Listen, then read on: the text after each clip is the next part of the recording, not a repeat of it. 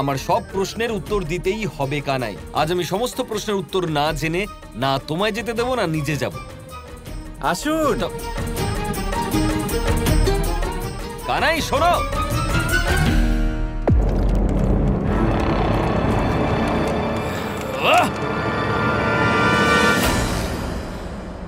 মা, আমি একজন যোদ্ধা আর এখন গৃহস্থ মহিলার মতো কাজ করছি। আমার এটা সহ্য হচ্ছে না। সহ্য তো করতে হবে আয়ান, সহ্য করে না। ওই অচ্ছুতা আমাদের তার জালে পুরোপুরিভাবে জড়িয়ে ফেলেছে। সেখান থেকে বেরোবার পথ নিশ্চয়ই আছে, কিন্তু এই সময় সেই পথ চোখে পড়ছে না। বুঝতে তো আমিও পারছি না মা। আমি নিজে আমার হাত দিয়ে ওই জড়িবুটি বানিয়ে রাধাকে খাইয়েছিলাম, যাতে রাধা তাড়াতাড়ি সুস্থ না হয়। কিন্তু আমি তো দেখছি যে ওই জড়িবুটির কোনো পরিণতি হচ্ছে না। এর মধ্যে নিশ্চয়ই ওই অচ্যুতার কোনো কারসাজি আছে।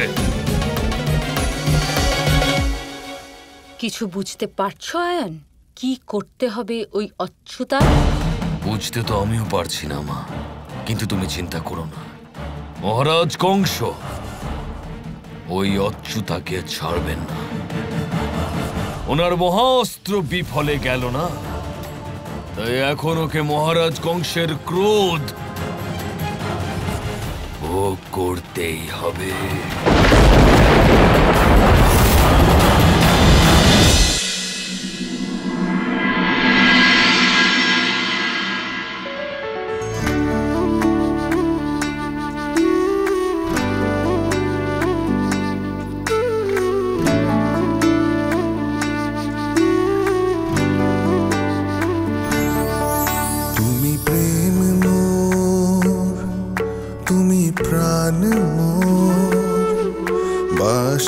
সুরে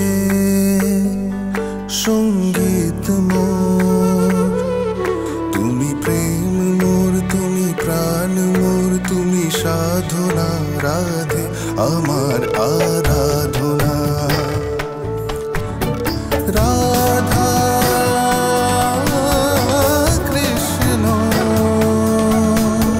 কৃষ্ণ রাধা রাধা কৃষ্ণ কৃষ্ণ কৃষ্ণ রাধা।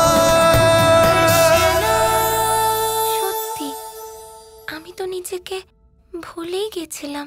দেখো তো কত সুন্দর লাগছে আমাকে। আরে বাহ রাধা, এত সুন্দরভাবে সাজসজ্জা করে কোথায় যাচ্ছ? কোথাও না মা, এই সাজগোজ তো এমনি আমি নিজের জন্য করেছি। সুন্দর লাগছে তোমাকে, খুব সুন্দর। তোমাকে এখন দেখে মনে হচ্ছে আর কোনো বৈদ্য দরকার হবে না তোমার। ভালো কথা, তাই না আয়ান? অতি সুন্দর। বাহ বাহ বাহ বাহ, কত সুন্দর লাগছে তোমাকে রাধা। বাহ বাহ, আরে সরো সরো।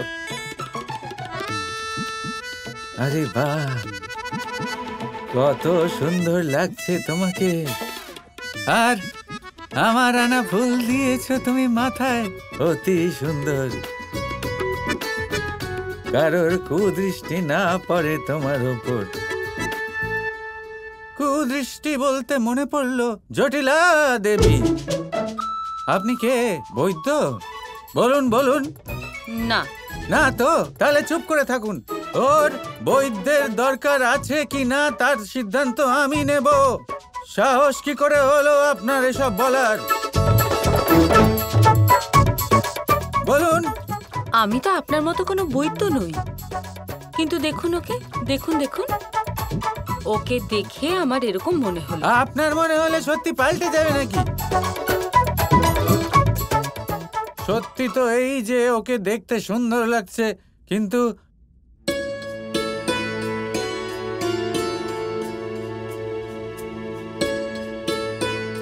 এই দেখুন, রাধার শরীরে এখনো কিছুটা বিষ আছে, এখনো ভেতর থেকে অসুস্থ আর দুর্বল রয়েছে ও। বাইরে থেকে দেখে মনে হচ্ছে। আরে বাইরে থেকে?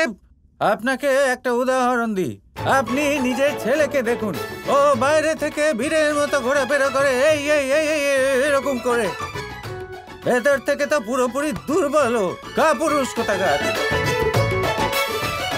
ওকে যদি টেনে একটা থাপ্পড় মারি আমি, তাহলে শুয়ে পড়বে ও, কাপুরুষ পলাতক কোথাকার।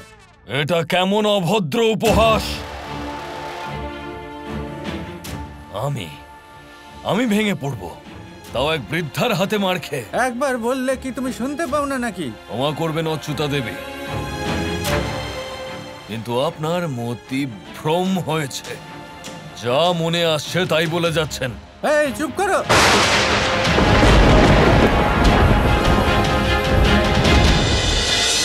ঠিক আছে, প্রমাণ করে দেখাচ্ছি আমি।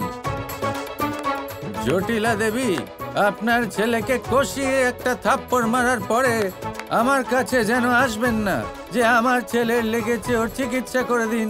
হ্যাঁ, দেখে নেবেন, কিন্তু ওকে আমি মজা দেখাচ্ছি। অনেক সহ্য করেছি আমি এই অভদ্রতা। যবে থেকে এসেছেন আমাকে অপমানের পর অপমান করে চলেছেন আপনি, কিন্তু এবার আর নয়। ভীষণ অহংকার আছে না আপনার নিজের শক্তির উপর, নিজের জ্ঞানের উপর, নিজের সাহসের উপর? তাহলে ঠিক আছে, এক্ষুনি একটা মল্লযুদ্ধ করে দেখে নেওয়া যাক।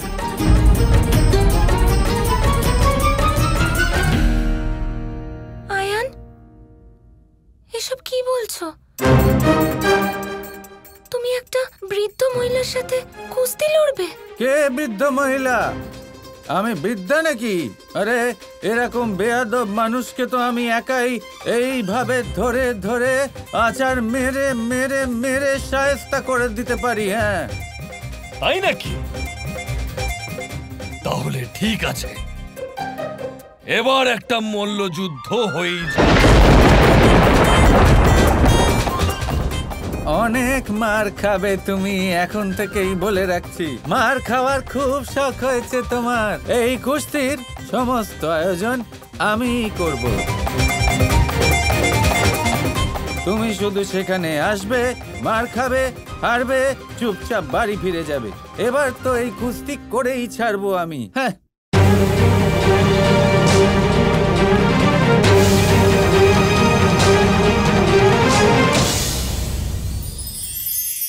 আসুন আপনাকে একটা প্রশ্ন করছি, সোনা আর লোহার মধ্যে তফাৎ কি?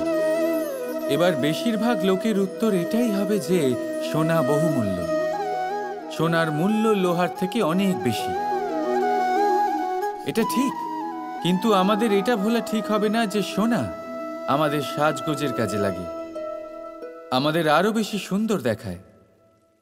অন্যদিকে লোহা সেই সৈনিকদের ঢাল ও তলোয়ার হয়ে তাদের রক্ষা করে যারা আমাদের প্রাণকে রক্ষা করেন। এই সৈনিক না থাকলে আমাদের প্রাণও থাকবে না। এবারে বলুন, সোনার মূল্য বেশি হওয়াতে কি লোহার মূল্য কমে যায়? কখনোই নয়। ঠিক সেইভাবে এই জীবনে আপনি যতই চেষ্টা করুন, কিছু না কিছু এমন থেকে যাবে যা আপনি কখনোই পাবেন না। আর সেই কারণে নিজেকে অক্ষম মনে করা অনুচিত। হতে পারে আপনার কাছে সেই গুণ আছে যেটা সংসারে আর কারোর কাছে নেই। সেই গুণটাকে চিনুন, সেটাকে বাড়ান আর সেটাকে ব্যবহার করুন। তাই মনে রাখবেন, সংসারে প্রত্যেকটা ব্যক্তি বিশেষ হয়, আর এই সংসারে সবাই সবকিছু পায় না। নিজেই দেখে নিন, সোনাকে যে দোকানে সাজিয়ে রাখা হয় সেই দোকানের তালা লোহা দিয়ে তৈরি হয়। রাধা রাধা।